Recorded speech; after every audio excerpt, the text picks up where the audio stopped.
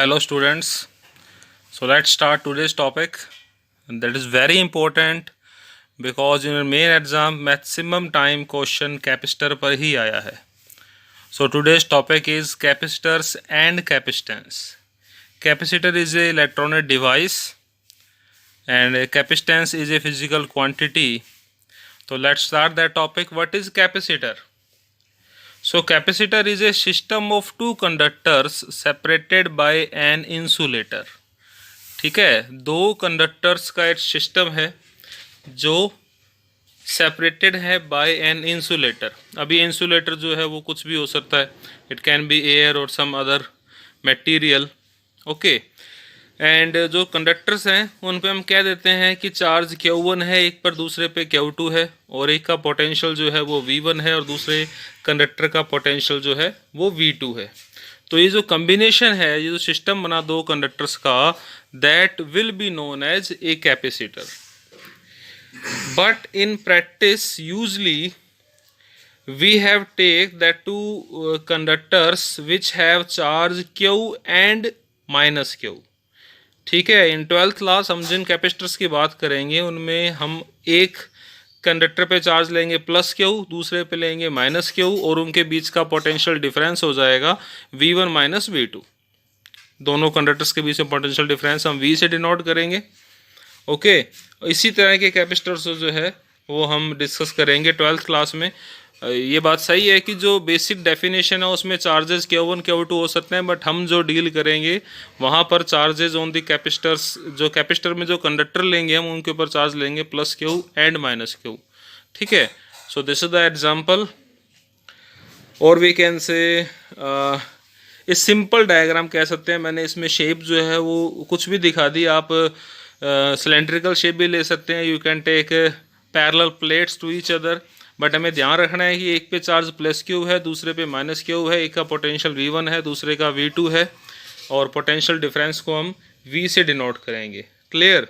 देखिए, डेफिनेशन में हमने कहा है कि दो कंडक्टर होने चाहिए, बट सम टाइम ऐसे क्वेश्चन भी आएंगे कंपटीशंस में, क्या एक कंडक्टर को मान लेकर आप कैपेसिटर एज्यूम कर सकते हैं? Then your answer is yes. Even a single conductor can be used as a capacitor by assuming the other at infinity. Assume करें आपके पास एक कंडक्टर है, किसी भी शेप का है, तो आप वो भी एक कैपेसिटर है, लेकिन दूसरा हमने कहाँ मान लिया? At infinity. ऐसा हम क्यों कह रहे हैं? क्योंकि दोनों कंडक्टर्स के बीच में कितनी डिस्टेंस होनी चाहिए उसको यहाँ पर स्पेसिफाई नहीं किया गया है. ओके, सो द कंडक्टर्स जो हैं उन्हें चार्ज कैसे करेंगे? By connecting them to a terminals of a battery. Q जो है वो चार्ज कहलाता है कैपेसिटर का. ये बात सही है कि दूसरे कैपेसिटर पे, दूसरे कंडक्टर पे जो चार्ज जो है वो नेगेटिव में था, तो नेट चार्ज जो है वो तो जीरो है ना, क्योंकि एक प्लेट के ऊपर प्लस Q है, दूसरी प्लेट पे या दूसरे कंडक्टर पर हम बोलेंगे माइनस Q है.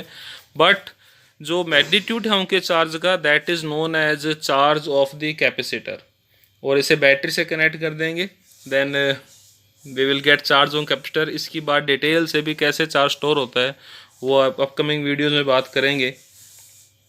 अब अगर उस पर चार्ज है तो उनके बीच में इलेक्ट्रिक फील्ड भी होगा, क्योंकि दोनों कंडक्टर्स की पोजीशन स्पेसिफिड है, वो पोजीशन चेंज नहीं कर रहे हैं हम, तो electric field will be directly proportional to charge Q. जितना ज़्यादा चार्ज होगा उतना ज़्यादा इलेक्ट्रिक फील्ड जनरेट होगा दोनों कंडक्टर्स के बीच में. And what about potential? Potential की बेसिक डेफिनेशन थी that potential is work done to move a unit charge from second to first conductor. तो यहाँ भी सेम रहेगी. Potential difference V is the work done per unit positive charge in taking a small test charge from conductor 2 to 1 against the field. Again क्योंकि दोनों plates की position specific है, move नहीं हो रही है, तो V will be proportional to Q only. और अगर V Q के प्रोपोर्शनल है तो Q और V का रेशो जो है that will be a constant, and this constant is known as capacitance and denoted by C. This is the physical measurable quantity of capacitor. जैसे हमने रजिस्टर का रेजिस्टेंस देखा था ratio of V and I, वैसे ही capacitor में एक physical quantity measure होगी, that is known as capacitance, and this is the ratio of Q and V, where Q is the charge of capacitor and we will be potential difference of capacitor. दोनों plates के potential के बीच का difference, that will be potential difference for that capacitor. हर एक capacitor के लिए इन दोनों का रेशियो जो है वो सेम रहेगा, and this ratio is known as capacitance. ये जो C है कैपेसिटेंस, डेफिनेटली क्यू और V पर डिपेंड नहीं करेगा, क्योंकि कांस्टेंट वैल्यू अगर क्यू बढ़ेगा तो V बढ़ जाएगा, और V बढ़ेगा तो क्यू बढ़ जाएगा। तो C जो है वो इंडिपेंडेंट है from Q and V, but it depends on the geometrical configuration, means shape, size, separation, दोनों के बीच में कितना सेपरेशन है, क्या शेप ली है, इस पर डिपेंड करता है कैपेसिटेंस। और हम बाद में और डिस्कस करेंगे इसके बारे में कि it also depends on the nature of the insulator. हमने डेफिनेशन में कहा था कि दो कंडक्टर्स के बीच में इंसुलेटिंग मीडियम है, तो जो हमने बीच में इंसुलेटिंग मीडियम फिल किया है, जो डाइलेक्ट्रिक मीडियम है, उसके नेचर पर भी कैपेसिटेंस डिपेंड करता है। तो it's a very good statement, आपको याद रखना है for your competition exam as well as your board examination, that C is independent from Q and V, but C depends on geometrical configuration and nature of the insulator which is filled between that conductors. Now what is SI unit? SI unit of capacitance is 1 farad. Again it is on the scientist name, and it will be obviously 1 coulomb per volt, because charge की unit coulomb है और potential difference की volt है। Then 1F will be 1 C per V, 1 coulomb per volt. This is the SI unit of capacitance sorry.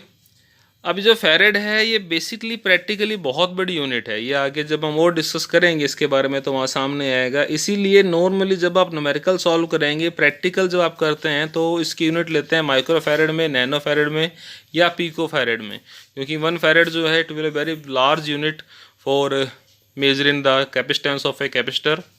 After that इसके जो symbol है show करने का, you can see in this picture, this is the symbol of a capacitor. 2 parallel plates को हमने show किया, parallel lines हैं और दोनों तरफ टर्मिनल दिखाए जिससे हम बैटरी को कनेक्ट करेंगे, ठीक है। आफ्टर दैट यहाँ पर मैं एक और बात समझनी है कि अगर अब C लार्ज है इसका मतलब क्या है? If C is large that means V is small for a given Q, means capacitance will be large if or we can say that capacitor with large capacitance can hold large amount of charge at relative small v. Got it? ये बड़ी practical importance रखती है बात। कैसे? हमारा main जो काम है कैपेसिटर का फंक्शन है वो है चार्ज को स्टोर करना। डे बाय डे हम इस पर और काम करेंगे।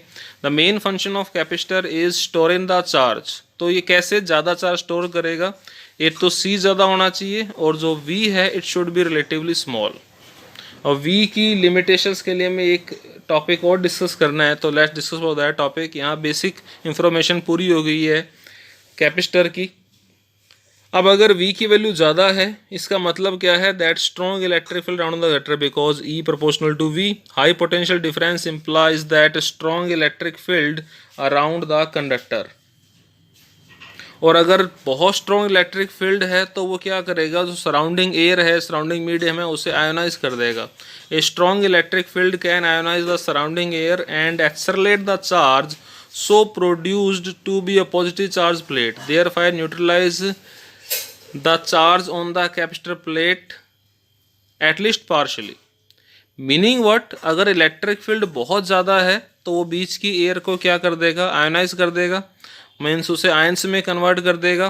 तो जैसे ही आयंस में बनेंगे तो जो पॉजिटिव साइड का कंडक्टर है वहाँ पर नेगेटिव चार्ज आकर उसे न्यूट्रलाइज कर देंगे, और जो पॉजिटिव आयंस बनेंगे वो दूसरी प्लेट पे जिस पे चार्ज था नेगेटिव उसे जाकर न्यूट्रलाइज कर देंगे। You can see the diagram of capacitor again. अगर इन दोनों कंडक्टर्स के बीच की एयर आयोनाइज हो जाएगी, आयंस बन जाएंगे, तो इलेक्ट्रॉन्स तो प्लस क्यू वाले कैपेसिटर प्लस क्यू वाले कंडक्टर का चार्ज कम कर देंगे और पॉजिटिव आयंस माइनस क्यू वाले कंडक्टर का चार्ज कम कर देंगे। मीन्स अगर स्ट्रॉन्ग इलेक्ट्रिक फील्ड होगा और अगर उसने दोनों कंडक्टर्स के बीच की एयर को आयोनाइज कर दिया तो अल्टीमेटली हमारी charge storage on the capacitor कम हो जाएगी।